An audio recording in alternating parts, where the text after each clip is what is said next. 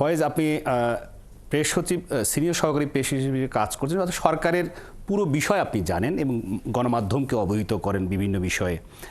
শুরুতেই আপনার কাছে আসি যে অন্তর্বর্তী সরকারের পক্ষ থেকে যুব ক্রীড়া উপদেষ্টা আসিফ মাহমুদ সজীব ভুঁইয়া তিনি বলেছেন যে আওয়ামী লীগকে নিষিদ্ধের ব্যাপারে খুব দ্রুতই সিদ্ধান্ত আসছে। কি কারণে এই সিদ্ধান্ত? প্রথমে আপনাকে ধন্যবাদ জানাই আমাকে আমন্ত্রণ করার জন্য, একই সঙ্গে যে দর্শকরা দেখছেন তাদেরকেও শুভেচ্ছা জানাই। আপনি উপদেষ্টা আসিফ মাহমুদের বক্তব্য নিয়ে বলছিলেন, যেটি কিছুক্ষণ আগেই এমন একটি বক্তব্য এসেছে বলে আমরা জেনেছি। ইনফ্যাক্ট আপনার স্টুডিওতে আসার পরেই জানলাম আর কি যে এ ধরনের একটি বক্তব্য উনি দিয়েছেন।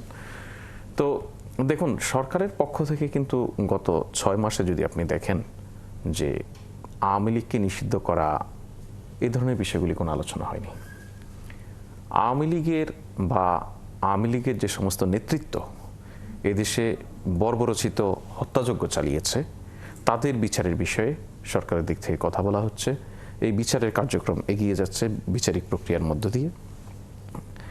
এই সময়ে এসে আওয়ামী লীগ কোনো এক কারণে হয়তো মনে করেছে যে যেহেতু তাদের উপরে তাদের মতো করে নির্যাতন নিপীড়ন হচ্ছে না, হয়তো তাদের যে ইতিহাস, তাদের যে কর্মকাণ্ড, তাদের যে ভয়াবহতা, তাদের ব্রুটাল কিলিং, সেগুলি মানুষ হয়তো ভুলে গেছে। ওই ধারণা থেকেই এখানে তারা আবার উস্কানি দেওয়া শুরু করেছিল। উস্কানি যদিও তারা কখনোই থামায়নি। আপনি জানেন 5 আগস্ট শেখ হাসিনা পালিয়ে আমাদের পার্শ্ববর্তী দেশ ভারতে অবস্থান করছেন তিনি। সেখান থেকে প্রতিনিয়তই উনি বাংলাদেশের জনগণকে, বাংলাদেশের মুক্তিকামী মানুষ, বিশেষ করে যে সমস্ত ছাত্র জনতা জুলাই আন্দোলনে অগ্রভাগে ছিলেন, যারা শহীদ হয়েছেন, যারা পঙ্গুত্ব বরণ করে এখনও হাসপাতালের বিছানায় কাতরাচ্ছেন, তাদেরকে নানান অপমান, অবজ্ঞা এই ধরনের বক্তব্য নিয়ে দিয়ে আসছেন একের পর এক। কিন্তু উনি যখন সর্বশেষ গত 5 আগস্ট বক্তব্য রাখবেন ভার্চুয়ালি, এরকম একটা ঘোষণা দিয়েছেন, এই বিষয়টা বাংলাদেশের মুক্তিকামী মানুষ, বিপ্লবী ছাত্র জনতা ভালোভাবে নেয়নি। এটা তাদের মূল্যবোধে, এটা তাদেরকে ক্ষুব্ধ করে তুলেছে। তার প্রতিক্রিয়া দেখা গেছে সারা দেশব্যাপী এক ধরনের হামলা হয়েছে আওয়ামী লীগের, একদম সুনির্দিষ্টভাবে আওয়ামী লীগের প্রতিষ্ঠানে, আওয়ামী লীগের বাড়িতে, সমস্ত জায়গায়। সরকার যদি আপনি বলেন, অন্তর্বর্তী সরকার গত 8 আগস্ট দায়িত্ব নেওয়ার পর থেকে গত 6 মাস এই বিষয়গুলি পূর্ণভাবে নিয়ন্ত্রণ করতে সক্ষম হয়েছে, মানুষকে শান্ত রাখতে সক্ষম হয়েছে, মানুষকে প্রতিহিংসা পরায়ণ যেন না হয় সে বিষয়ে সতর্ক হয়েছে এবং সফল হয়েছে। আপনি দেখেন এই 32 নম্বর বাড়িটি কিন্তু 5 আগস্ট হামলার শিকার হয়েছিল, কিন্তু 8 আগস্ট সরকার দায়িত্ব নেওয়ার পর থেকে সারা দেশের কোথাও একজন আওয়ামী লীগের নেতার বাড়িতে হামলা হয়েছে এই ধরনের খবর আপনারা কোনো মিডিয়া দেখাতে পারেননি। তার মানে কি, সরকার মানুষকে আশ্বস্ত করেছে, মানুষও শান্ত ছিল। খুনিরা পালিয়ে গিয়েছিল একটা অংশ, তাদের একটা বিরাট অংশ এখনো বাংলাদেশে অবস্থান করছে। এই বাংলাদেশে থাকা মানুষগুলি, তাদের যে দোসররা এখনো আছে, তাদের সঙ্গে মিলেমিশে দেশকে, দেশের জনগণকে, রাষ্ট্রকে অস্থিতিশীল করে তোলার জন্য আওয়ামী লীগের যে ষড়যন্ত্র প্রতিনিয়তই আমরা দেখছি, সেটাকে আরও যেন প্রবলভাবে উস্কে দিয়েছে।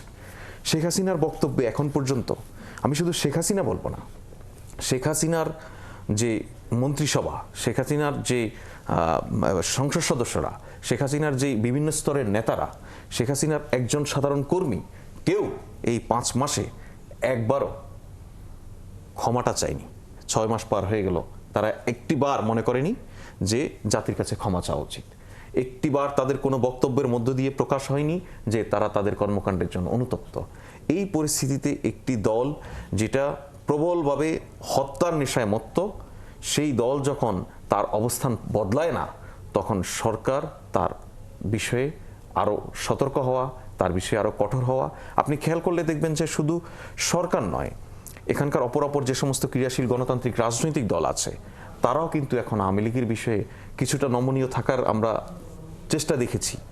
কিন্তু রাজনৈতিক দলগুলিও আর তাদের ধৈর্যের মধ্যে রাখতে পারছে না, তারাও কিন্তু এখন দাবি তুলছে আওয়ামী লীগকে নিষিদ্ধ করার। সেই প্রেক্ষিতে হয়তো একটি বক্তব্য এসেছে, তবে এটা এখনো সার্বিকভাবে পুরোপুরিভাবেই সরকারের বক্তব্য নয়। সরকার এই ধরনের কোনো সিদ্ধান্ত নিলে পুরো কাউন্সিলের বৈঠক হবে, সেখানে সিদ্ধান্ত সরকারের কাছে সুযোগ আছে, নির্বাহী আদেশের মধ্য দিয়ে একটি দলকে নিষিদ্ধ করা যায়। তবে সরকার এই বিষয়ে এতদিন পর্যন্ত কোনো ধরনের পদক্ষেপ নেয়নি। এর একটাই কারণ, সরকার চেয়েছিল যা হওয়ার আইনি প্রক্রিয়ার মধ্য দিয়ে হবে। এই সময়টা আওয়ামী লীগের আসলে সহ্য হয়নি। আওয়ামী লীগ প্রতিনিয়ত উস্কানি দিয়ে দেশের মানুষকে অশান্ত করে তুলেছে তাদের বিষয়ে। এমনিতেই তার মানুষের মধ্যে আওয়ামী লীগের বিষয়ে যে ক্ষোভ, মানুষের দীর্ঘ 17 বছরের নির্যাতন নিপীড়নের যে কষ্ট, সেটাতে আরও ঘি ঢেলে দিল আসলে আওয়ামী লীগ। ঘি ঢেলে দিল।